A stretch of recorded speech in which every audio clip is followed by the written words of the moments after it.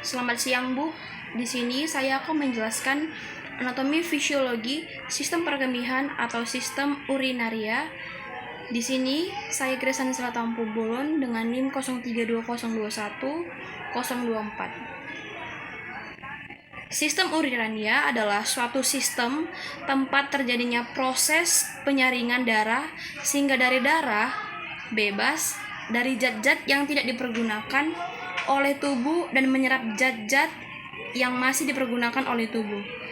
Sampah atau zat-zat yang tidak dipergunakan ini dikeluarkan atau diekskresikan oleh ginjal dalam bentuk urin. Sistem perkemihan melibatkan organ ginjal, ureter, kandung kemih, dan uretra beserta komponen-komponen pendukung yaitu sistem peredaran darah dan sistem pernapasan. Fungsi sistem perkemihan yang pertama, meregulasi volume darah dan tekanan darah dengan mengeluarkan sejumlah cairan ke dalam urin dan melepaskan eritroprotein serta melepaskan renini. 2. Menstabilkan pH darah dengan mengontrol jumlah keluarnya ion hidrogen dan ion bikarbonat ke dalam urin. Ketiga, menghemat pengeluaran nutrisi saat pembuangan nitrogen atau urea dan asam urat. Yang keempat, membantu hepar untuk mendetoksikasi racun selama kelaparan. Deaminasi asam amino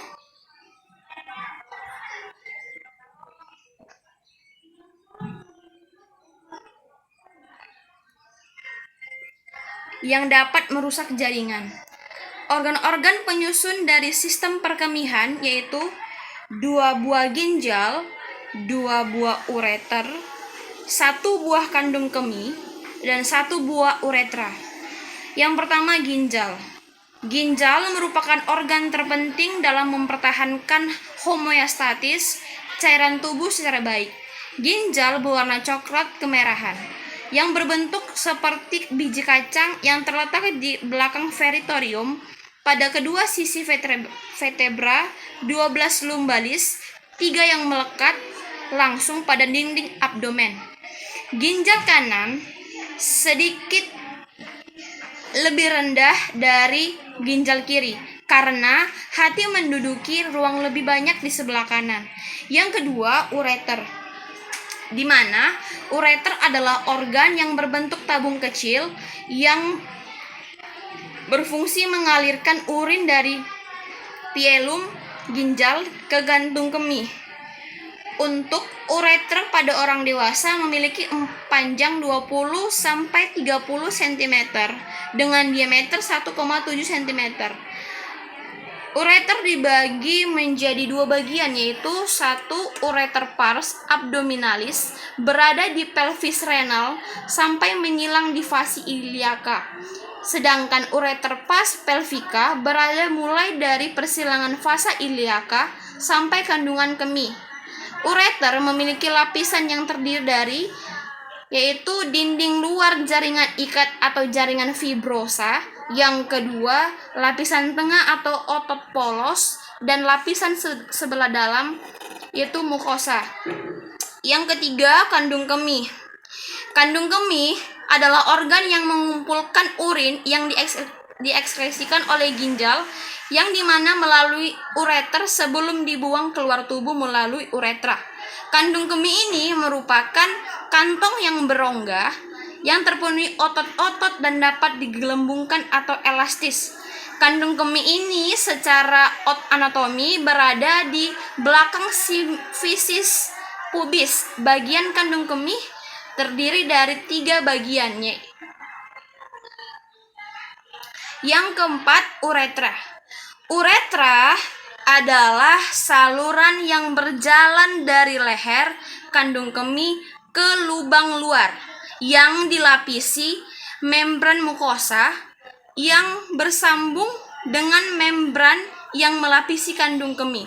Nah, pada laki-laki, uretra dapat berjalan berkelok-kelok melalui tengah-tengah tulang tengah-tengah prostat, kemudian menembus lapisan fibrosa yang menembus tulang pubis ke bagian penis yang panjangnya sekitar 20 cm. Uretra laki-laki terdiri dari uretra prosaria, uretra membranosa, dan uretra cavernosa. Uretra pada wanita terletak di belakang simfisis pubis, panjangnya sekitar 3 sampai 4 cm. Lapisan uretra pada wanita terdiri dari tunica muscularis. Muara uretra pada wanita ini terletak di sebelah atas vagina antara klitoris dan vagina. Uretra wanita dikelilingi oleh sphincter uretra dan disyarafi oleh saraf pudenda.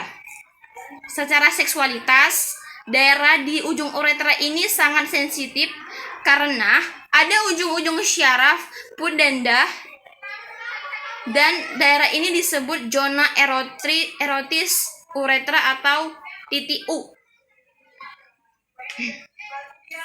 Pembentukan urin terdiri dari 3 tahap, yaitu filtrasi atau penyaringan, reabsorpsi atau penyaringan kembali, dan augmentasi atau sekresi atau pengumpulan. Nah, filtrasi atau penyaringan yaitu proses pembentukan urin yang satu ini dilakukan dengan bantuan dari ginjal. Setelah ginjal mempunyai sekitar 1 juta nefron, yaitu tempat pembentukan urin, pada waktu tertentu sekitar 20% dari darah akan melewati ginjal untuk disaring. Hal ini dilakukan agar tubuh dapat menghilangkan zat-zat sisa metabolisme atau limbah dan menjaga keseimbangan cairan, pH darah, dan kadar darah. Proses penyaringan darah pun dimulai dari ginjal. Darah yang mengandung zat sisa metabolisme ini akan disaring karena dapat menjadi racun untuk tubuh. Tahapan inilah yang terjadi di badan Malpighi yang terdiri dari glomerulus dan kapsul Bowman, di mana glomerulus ini bertugas menyaring air, garam, glukosa, asam amino, urea, dan limbah lainnya agar dapat melewati kapsul Bowman. Selanjutnya, hasil penyaringan ini kemudian disebut sebagai urin primer, di mana urin primer ini termasuk urea yang di dalamnya merupakan hasil dari amonia yang sudah terakumulasi. Hal ini terjadi ketika hati memproses asam amino dan disaring oleh glomerulus. Yang kedua, reabsorpsi.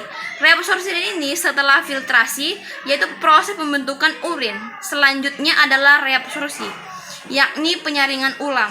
Sekitar 43 galon cairan melewati proses filtrasi, namun sebagian besar akan diserap kembali sebelum dikeluarkan dari tubuh. Nah, penyerapan cairan tersebut dilakukan di tubulus proksimal, nefron, tubulus distal, dan tubulus pengumpul. Adapun zat yang disaring itu yang pertama adalah air, glukosa, asam amino, natrium, dan nutrisi lainnya yang diserap kembali ke aliran darah di kapiler yang mengelilingi tubulus. Setelah itu, air bergerak melalui proses osmosis, di mana pergerakan air dari area ini yang terkonsentrasi tinggi ke konsentrasi lebih rendah. Hasil dari proses ini adalah urin sekunder. Pada umumnya, semua glukosa akan diserap kembali, namun hal ini tidak berlaku pada penyandang diabetes, karena glukosa lebih akan tetap dalam fitrat. Natrium dan ion-ion lainnya akan diserap kembali secara tidak lengkap dan tertinggal dalam filtrat dalam jumlah yang besar. Kondisi ini dapat terjadi ketika seseorang mengonsumsi banyak makanan sehingga menghasilkan konsentrasi darah yang lebih tinggi. Hormon yang mengatur proses transfer aktif ini yaitu ion seperti natrium dan fosfor yang diserap kembali. Yang ketiga adalah sekresi atau augmentasi.